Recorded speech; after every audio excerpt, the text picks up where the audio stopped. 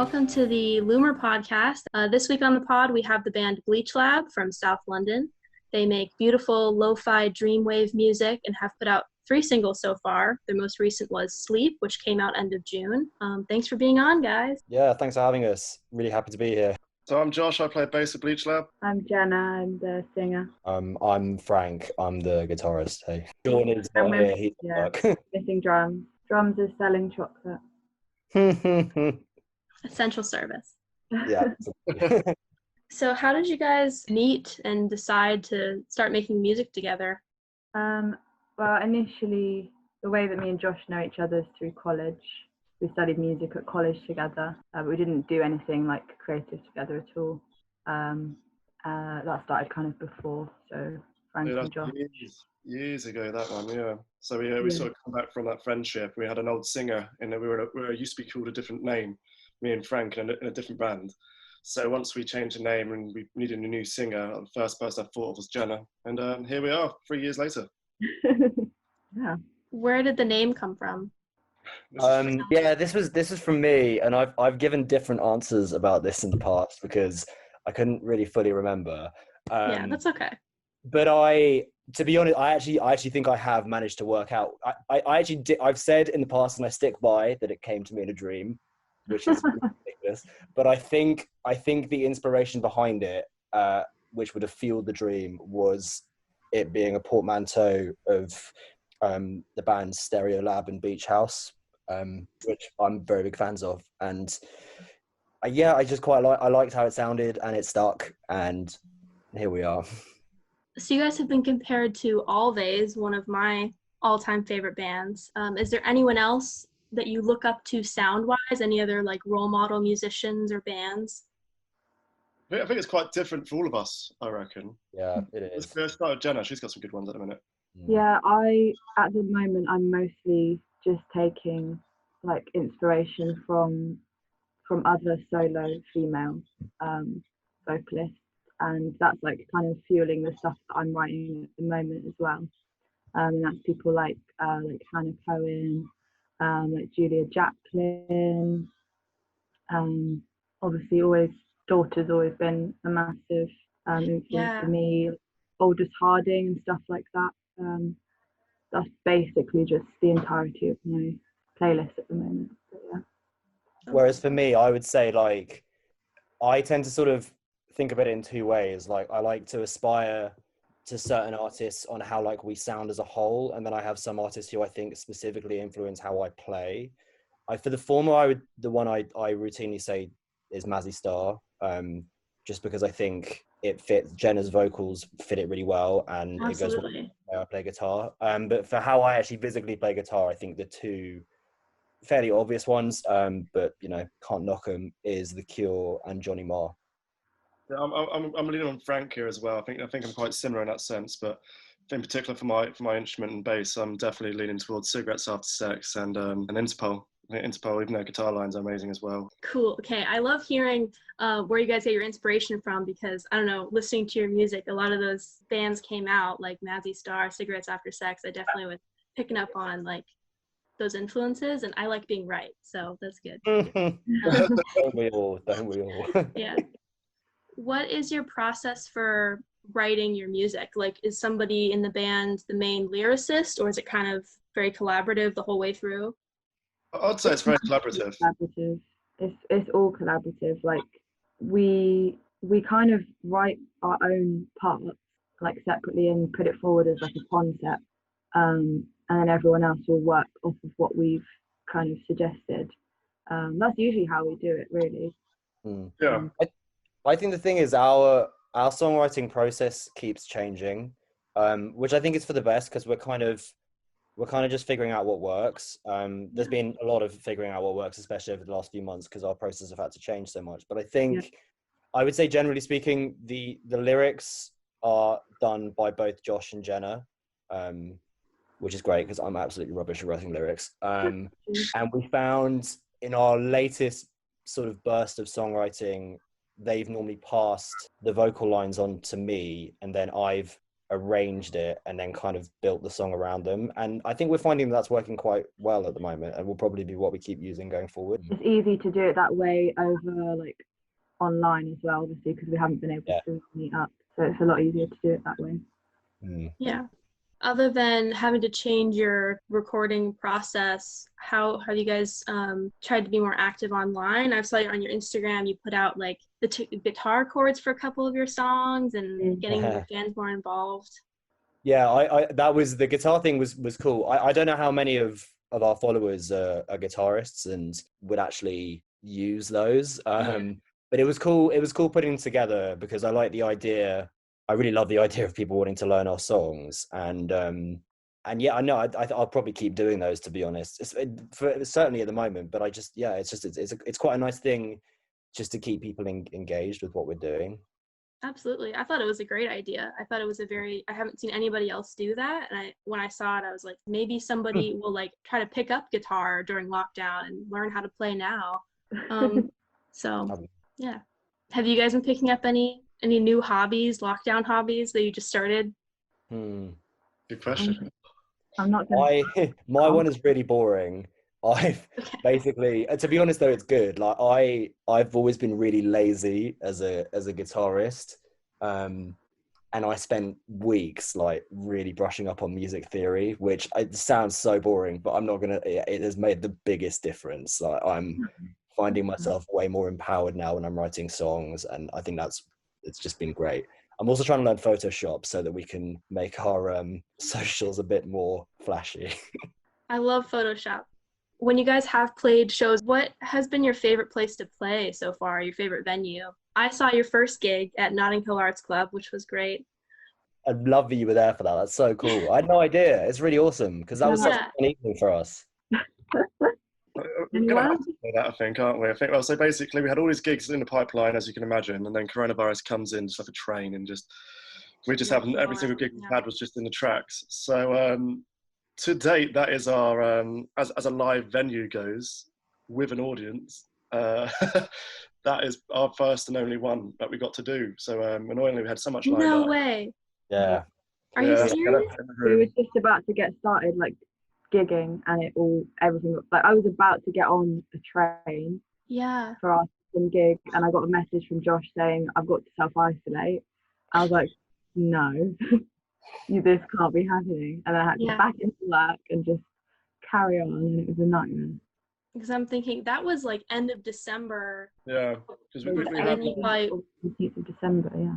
It was March onwards. We had it all planned in and all dated in, but we're trying to get as much of those gigs back as we can. But obviously, like every band that has been having to reschedule, there's a whole backlog of artists trying to claim their dates back. So it's quite tough. So fingers crossed when the government know a bit more of what's happening with the live music, we will be back on it. Well, I'm glad I got to see your first and only gig so far. I can vouch for you and tell people that you're great live. Go see them when they go back out on tour. I was going to ask, what was the last cool thing you did before lockdown? Because a lot of people have been saying like, oh, I'm so glad I got that in when I did. Was it that gig or was it something else? Well, I'm glad we did it, definitely. Yeah. Because I think we'd be really lost if we hadn't done any at all. We'd be like, oh wow, yeah, no, I don't even want to think about that. I don't know.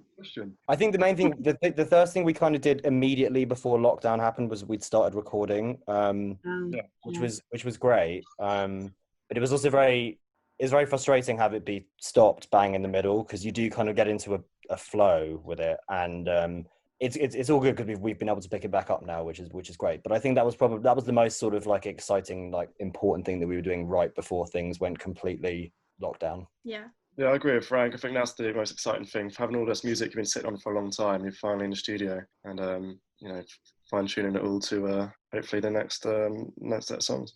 So during lockdown, what is your go-to music been? What's been helping you chill out and relax? I've been listening to the ABBA Mamma Mia playlist. Nice. And yeah, just like the same as I said, kind of like solo female artists, and a lot of Krangbin as well. I've been rinsing Krangbin the whole lockdown. I think it's the thing, like, isn't it? Because during the last like 6 months, or just anyone going through like a period where they're feeling a bit low, like different people listen to completely different types of music to sort of get them back up again. Like I don't think I'd ever listen to ABBA, but like I would say I know I probably am. Yeah, I probably am. I go really sad with the music I listen to when things are like not very happy outside, which is probably not the right strategy for feeling better. But so I've not really listened to too much music during lockdown, I found. Mm.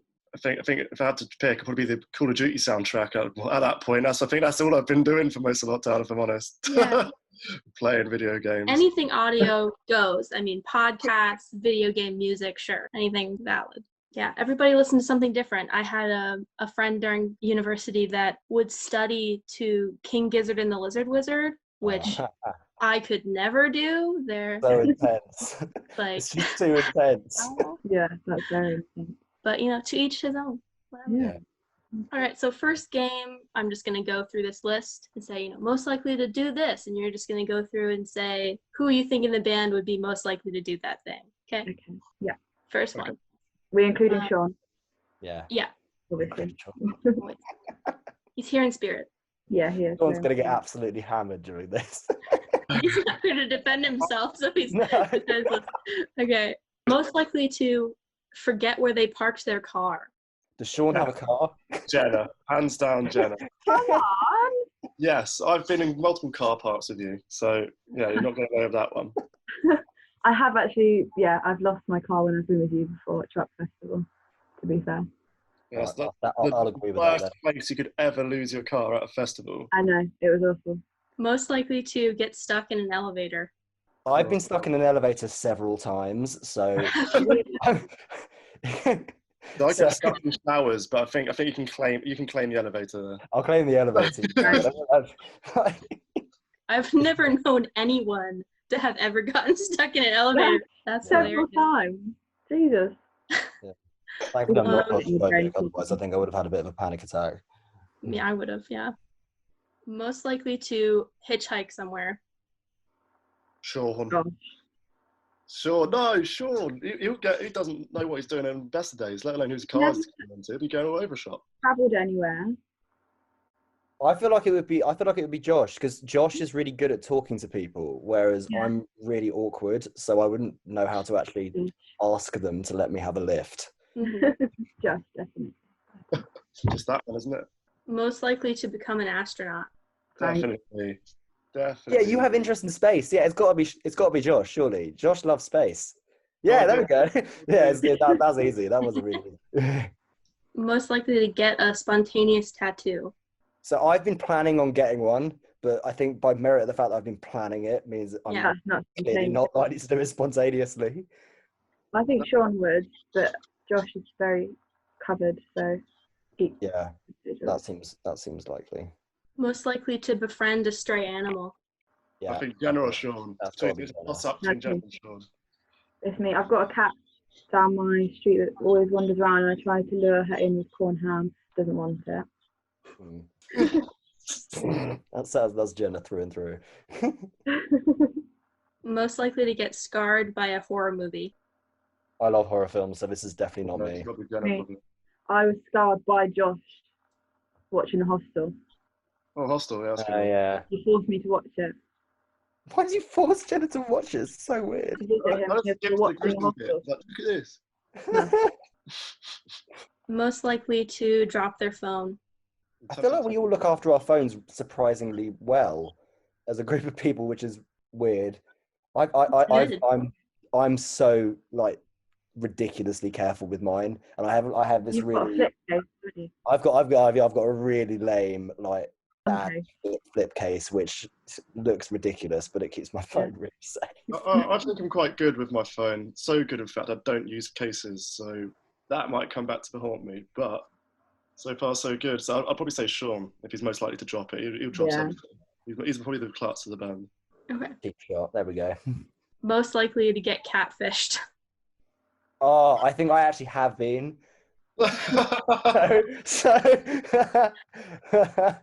Yeah, I'm gonna nominate myself for that one. All right, that's it for most likely to. And now on to the next set of questions. First one, your earliest music memory. Hmm. Oh, mine is so embarrassing. Go on, Frank. Yeah, let's start with you. I went to go and see Shaggy at I think it was Wembley Arena. And in my defense, I was quite young, and my memory of my like anything before I was like 10 is really patchy. But I can just remember it because I think it was the first gig that I ever went to. I was about 10 when I went to my first gig, and it was My Chemical Romance. And do you know what? That's I'm it. Well, and that's it. That's such a good one. yeah, but the worst part is, I was like 10 years old with the bloody the shirt, the stripes all over it, the marching band sort of jacket and eyeliner. I looked like a right weirdo at the time. Yeah, but like surely everyone was wearing that. My Chemical Romance have like really, really passionate fans. I think Yeah, that's really. but going in with your mum isn't a great look. Yeah, maybe not. The first concert I ever went to was Barney in concert, and I was 2. That's awesome. Barney. I love that. Barney There we go. and Rizzle Kick. Got to see Barney. But Barney is the coolest of those ones. I know, yeah, I loved it. Still my top gig. Better than Shaggy. When did you all start making music? I played a lot of instruments when I was a kid. I played clarinet and harp and recorder, obviously, like everyone did.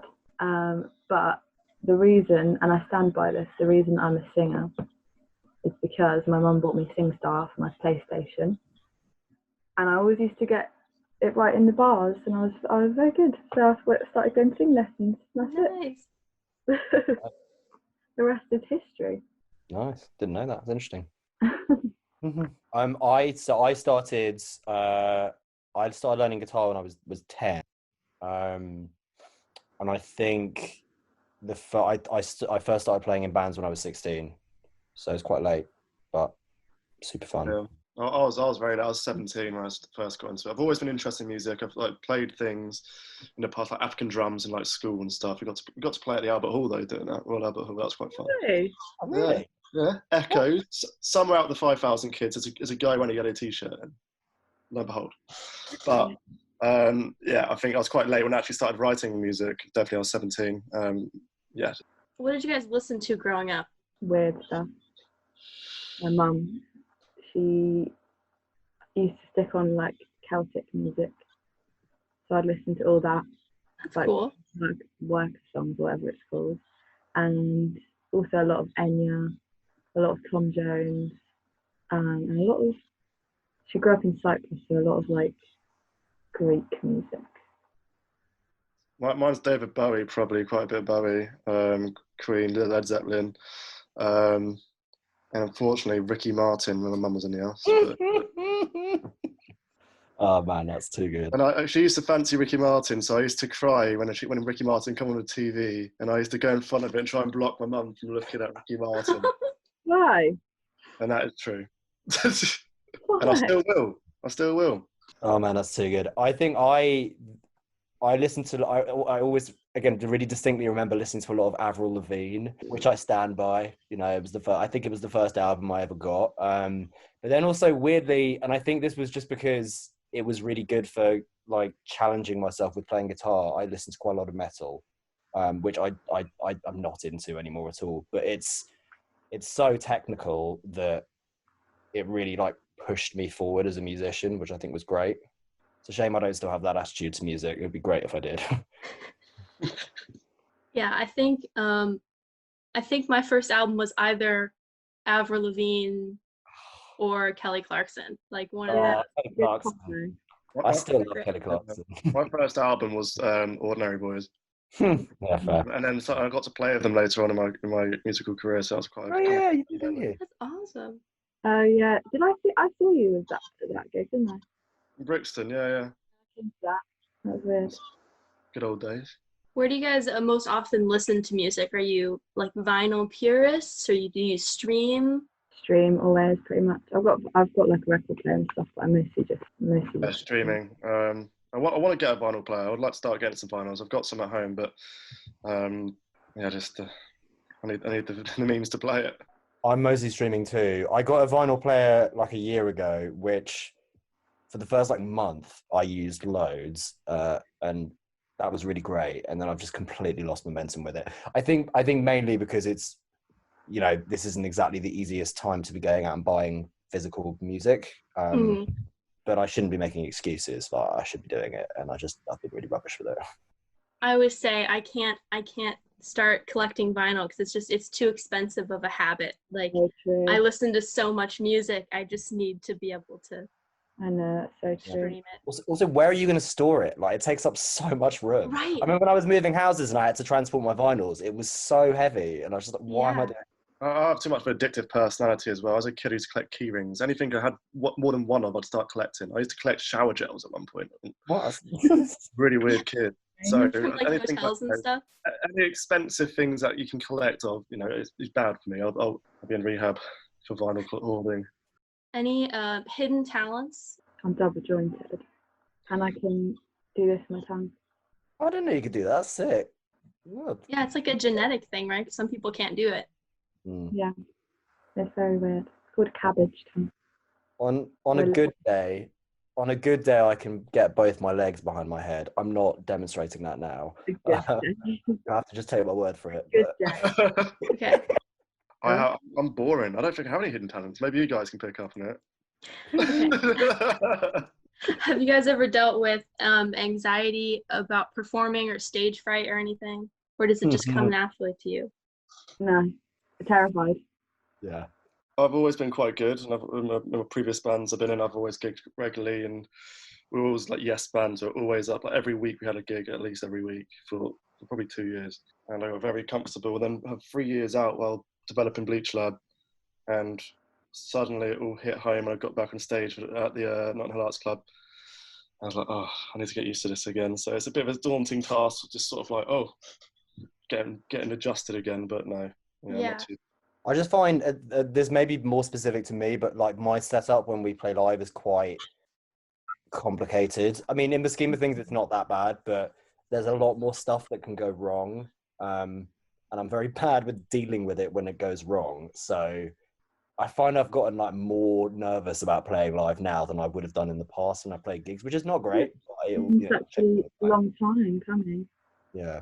I think the more you do it, the more natural it'll become. And I don't know, you guys have been getting great feedback on your singles, so I wouldn't be afraid. I think going out there and playing it for people live, it's going to be magic. They're going to love it. So don't even worry about it. Well, I think also it's going to be cool because the next time we play, we'll have had more music out in the world. So absolutely, yeah. We'll be expecting to hear that, and that's going to be. I can't wait for that, to be honest, because I think when we played for you, we'd only just released Heartache of the Season, which was great, but to have virtually your entire set be unknown music is always really daunting because you're having to win people over that much more. Do you guys have any favorite quote or a piece of advice you've been given that you've held on to? Ooh. Very good question. I'm very anxious person. I overthink things like a lot. I always tell myself like if it's meant for me, like it will be, sort of thing. So I always, that's like my little mantra to myself. Said really similarly to, well, in a kind of similar thing, because I'm a horrendous overthinker, but I also like I always try to be very well prepared, and I think it's the idea of it being better to have something and not need it than need it and not have it is something that I live by every day. That's all it really helps with anxiety anyway. Yeah, that's a good one. So I don't think I have a quote on hand, but I read a lot of Bukowski, and some of his stuff is quite hard hitting. And sometimes I'm like, oh, do you know what? I'm going to live my life by that. Then it changes and it gets really bleak and depressing, so I have to skip that page and carry on. But I was going to say, some of his stuff is like really dark. I've definitely written down a couple of Bukowski lines, though. He's got some great lines. Okay, so that's the end of that segment. We've got this or that, rapid fire, just one or the other. Okay, we're just going to go through. Crisps or popcorn? Crisps. Popcorn. Movies or video games? Movies. Movies. Video games. Bar or house party? Bar. Bar, yeah. That's a tough one. Calling somebody or texting somebody? Calling for me. Calling. Way prefer calling. People hate me for it. Yeah. Facebook or Instagram or Twitter? They're all terrible. Facebook. Instagram. I wish Bebo came back. Yeah, that'd be sick. Dog or cat? Dog. Dog. Cat. Netflix or YouTube? YouTube, I think. For me, anyway. Yeah, I'm gonna say YouTube as well because I feel like if I say Netflix, my brother would be annoyed because I use his Netflix all the time and don't pay for it. Work hard or play hard?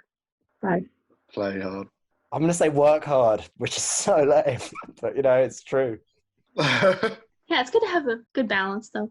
Yeah, exactly. That's the idea. I do both, but I prefer, if I had to pick one, I definitely prefer to pick play hard, Frank. Yeah. Burger or pizza? Pizza. That's too tough a question. I'd say, well, pizza, go on. I say burger. Because you can go to Domino's and get the burger pizza. Why would you do that though? It's so Was it weird. delicious? Don't knock it. Passenger or driver? Driver. I can't drive, so I'll be a passenger, I guess. Coffee or tea? Coffee. Tea. Okay. So we'll do some Ask Reddit questions. I've just got a couple. Sort of random stuff. What was your favorite thing about the house you grew up in? I had a little cupboard, well, a huge cupboard in the walls in my bedroom that I used to hide in. It was like a little cubby hole thing. It was really cute. Oh, yeah, I had one of those as well, actually. I think for me, I grew up in a very musical house, and hearing my dad play was one. I think probably the thing to say because it was definitely the thing that got me interested in music in the first place. For me, mine's quite a strange one. I was an odd little child, but I used to have one of those windows that was on a slant. And you like open them up, you can lean out and have a look. And I used to love at night time looking at my reflection on my bed, wishing not to grow up and listening to the rain. Yeah, mine was a window too. I had a window that went out onto the roof. It was just small enough for me to get through, and I could go out and watch the rolling thunderstorms like coming in. It was great. If 2020 was an alcoholic drink, what would it be? Lamborghini or Pickleback. A pickleback shot. I'm just trying to think of like the most disgusting possible alcohol. Yeah. Maybe like mezcal or something, or vodka. I hate vodka, so I'm gonna say vodka. Okay. Do you guys have Fireball here? No. Jack Daniel's Fireball. It's just like straight like cinnamon whiskey, like very strong. I think No, I love whiskey. Whiskey's the one. Yeah. Straight Fireball. Okay, and then if you had $1,000 to buy something completely useless, what would it be? $1,000. Oh, that's such a good question. I don't know. It's a very hard question. It's the last question, so just feel it out. What's £1,000 to spend on anything? Is that what you said? So my dog was barking. yeah. A really elaborate fish tank. That's cool, actually. I quite like That's that. such a good answer. I want a really big swinging chair. I was thinking a hammock or something like fancy in that area as well. So good to hear that we're aligned. All right, we made it through. So you've just released your single Sleep the end of June. Is there anything else coming out soon or something you'd like to promote now that you're working on? Things are really up in the air at the moment, but we have basically just finished recording our first EP. Stay tuned. That's for that. exciting though. That's awesome. Yeah, it's going to be cool. Well, that was pretty much it, guys. Thanks for coming on the podcast. Thank you very One of much. my favourite interviews so far. Thank you. Yeah, Awesome. it's been great.